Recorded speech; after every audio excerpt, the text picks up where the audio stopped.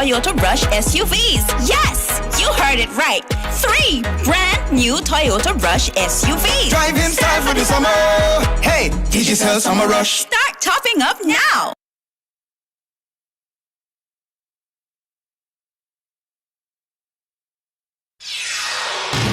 This is the news on top of the hour. Live from our studio in Georgetown. Kaieteur Radio, 99.1 FM.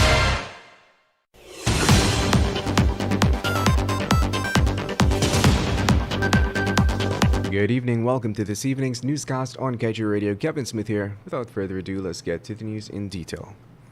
The Stabroek Block continues to prove to be a prolific oil and gas basin, with Esso yesterday announcing 2 new finds for a total of 22 discoveries by the U.S. oil major in Guyana's waters. According to the oil company, the drilling activities in its Whiptail 1 well encountered 246 feet of net pay from high-quality oil-bearing sandstone reservoirs. It noted too that drilling is also ongoing at the Whiptail 2 well. The company iterated that drilling continues at both wells to test deeper targets, and results will be evaluated for future developments. The new discoveries add to the previous recoverable resource estimate of approximately 9 billion oil equivalent barrels. According to Subject Minister Vikram Bharat, as with discoveries prior, the government of Guyana foresees this new development increasing the potential for additional oil vessels. And in other news, 3 local businessmen have teamed up to meet the growing demand for oil and gas support services with the proposal of a mega shore-based project at Foreshore Plantation Best on the west bank of Demerara. Those businessmen are former GCCI President Nicholas Daegu Boyer, miner Andron Alfonso of ZRN Investments Inc., and Nazar Shel Muhammad of Hadi's World Inc. Together, the trio formed the consortium NRG Holdings Inc. According to the project summary published on the EPS website, the proposed Port of Vredenhoek project will see approximately between 200 to 600 million US dollars being invested in Guyana, thereby helping the country expand key shipping, port, and shore-based facilities to meet rapidly increasing industry requirements. And moving on, former minister with responsibility for the housing and water sectors, Annette Ferguson, has signaled an intention to grill substantive Minister Colin Crowell over the award of more than 200 contracts totaling some $13.9 billion. The move by the parliamentary opposition is documented in the order paper for the next sitting of the National Assembly set for August 3rd. According to the agenda, Ferguson will be utilizing the opportunity at the next sitting to inquire about the minister firstly, when these works are expected to commence. Additionally, Ferguson is looking to have the House be informed as to the number of units to be constructed in Regions 3 to 6. This, in addition to providing the House with detailed locations, along with a breakdown of what it will cost the government to construct each unit.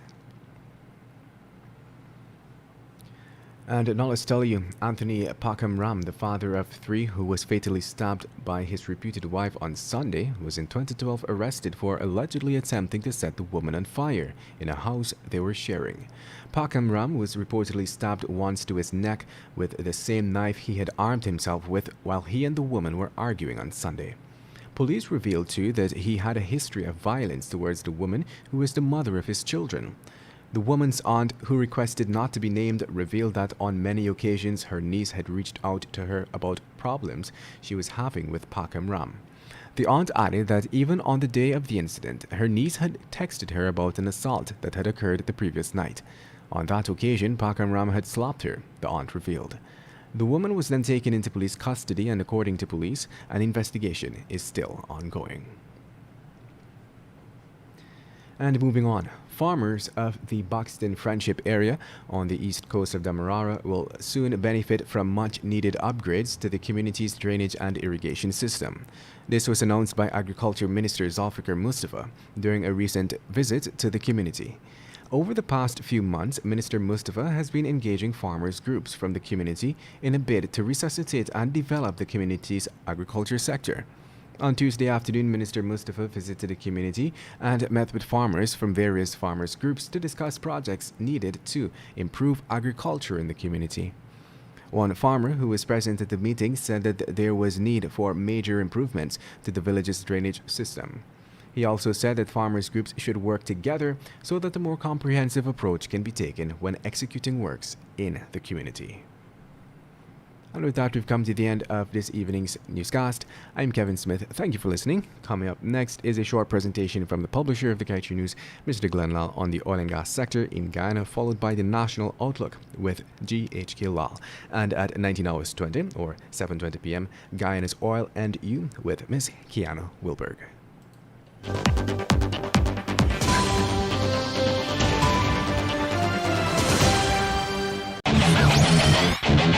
Want value for your advertising dollar? Then place your ads on Kaieteur Radio's newscasts. Streamed live on 6 different mediums, reaching hundreds of thousands. Advertise today and watch your dollar grow. Call us on 225-8465 or 226-8210 today.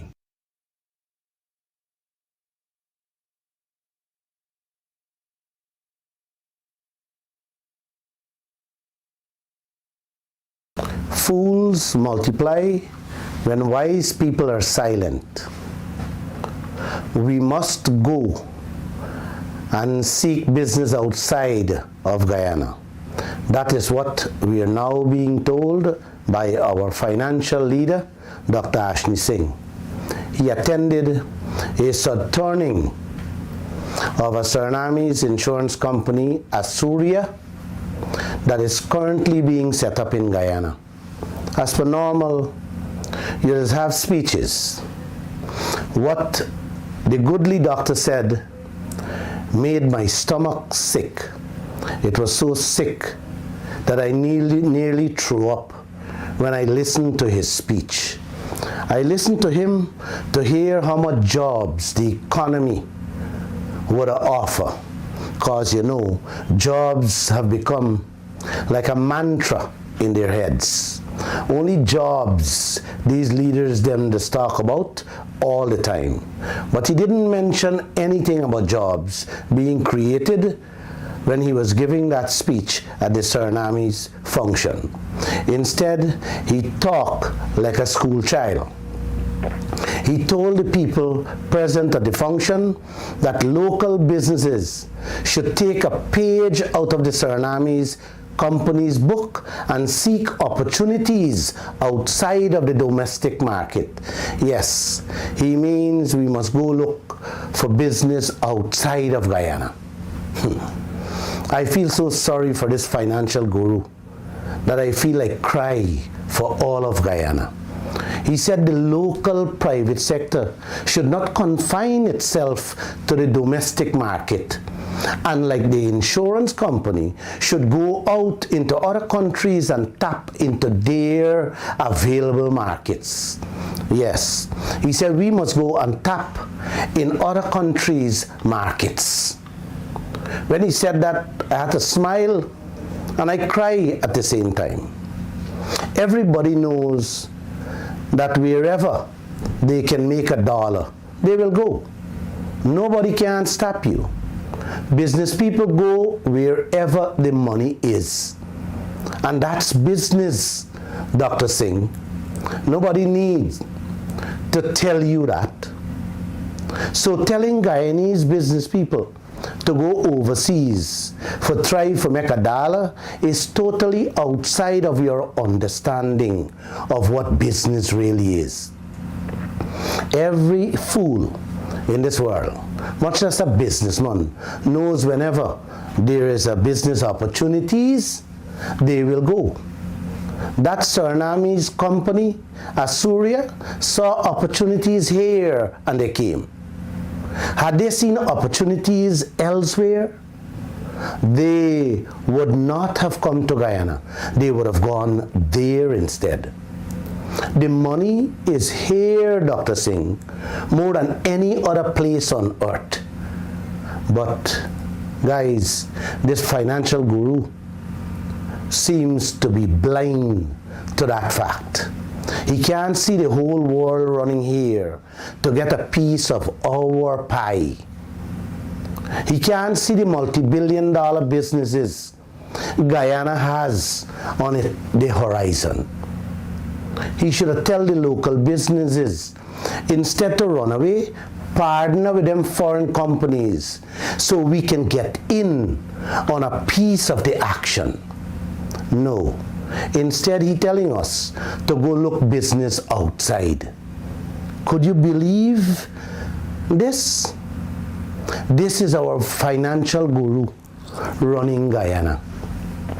The entire world is running here, brothers and sisters. Fortune 500 companies. They are the largest companies in the world. All of them. Every single one of them lining up to come here in Guyana where the money is. And he telling us, go look business elsewhere. Something definitely wrong with these people's brains. You either have it mixed up or upside it down, Mr. Singh. I more think it is upside it down because y'all have the entire nation upside it down with those lopsided, one-sided, no good oil contracts y'all sign.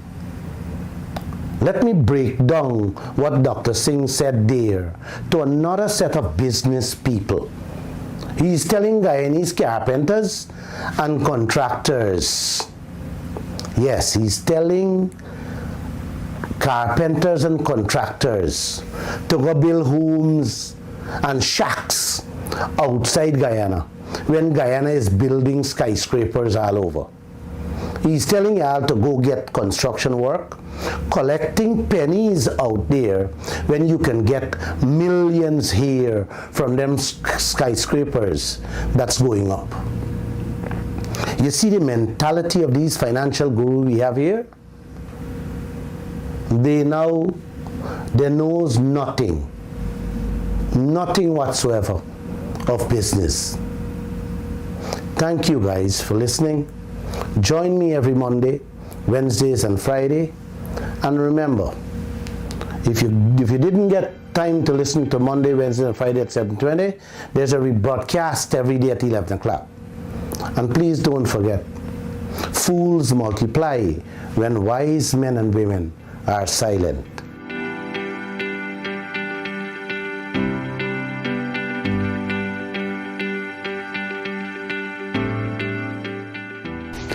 Thursday, July 29th, almost done, July almost done. This is Kaieteur Radio 99.1 and 99.5 FM. I'm GHK Lal on the National Outlook. The week has been moving along and I can't wait for it to be finished along with this month. July usually is a tough one for me. Over $944 million spent on La Parfait Harmonie roads, still in a deplorable state. Oh God. There's a picture you must have seen from last week's Kaieteur newspaper on Friday the 23rd. $944 million is almost $1 billion. We're talking about $1 billion these days, like we used to talk about a Malali when I was young. A Malali was that same, what's that, mauve $20 bill that meant the world to us because it could have bought a lot of things. Could have bought a lot of beers, a lot of Chinese food, right? It went a long way. Now, so you're talking about close to $1 billion on roads. That started in 2014. So you've got PPP hands in it, you've got PNC hands in it, you've got AFC hands in it, and you've got PPP hands in it now almost a year later. You know what? The roads are in a deplorable state. You've got these pictures that infuriate you if you are a Guyanese. It would infuriate you even more if you live in Parfait, as we call it. I mean, what is this business about value for money that our politicians and public relations people and our professionals like to speak about? Where is the value for money? Why do these roads keep collapsing? It's the same old story, where every day and everywhere you come up with these projects, almost all of them, that are falling apart, that they don't hold up, that they've got some problem or the other. Pick a project, a school. Roads are a killer. Roads are a killer because they're everywhere and they're visible. Might be a school in the hinterlands, might be a hospital, might be a clinic, might be a bridge, and down it goes. Down these things go. I mean, the contractors are not. I don't think their feet are being held to the fire. Governments don't do that because if their people take money from them, then you get what you get, and so we get roads that fall apart. We get projects that we have to pay for that don't deliver. So for every 10 projects, we as Guyanese may have one halfway good one, one halfway decent one. I mean, 10% at best, 10%? Something is wrong with that picture. How long are we going to go on with this nonsense? How much of this can we afford? We're going to spend our money paying back loans, filling up potholes, restoring bridges. We better get some sense and get it quickly. We better stand up and say, hey, vote for these governments. You've got no choice. Don't worry the new parties, but you got to hold their feet to the fire. Don't look for what you can get and then go your way, and then it only lasts so long. Think about that. Let's get serious.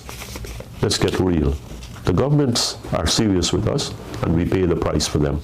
GHKL, Kaieteur Radio, 99.1, 99.5 FM. This has been the National Outlook.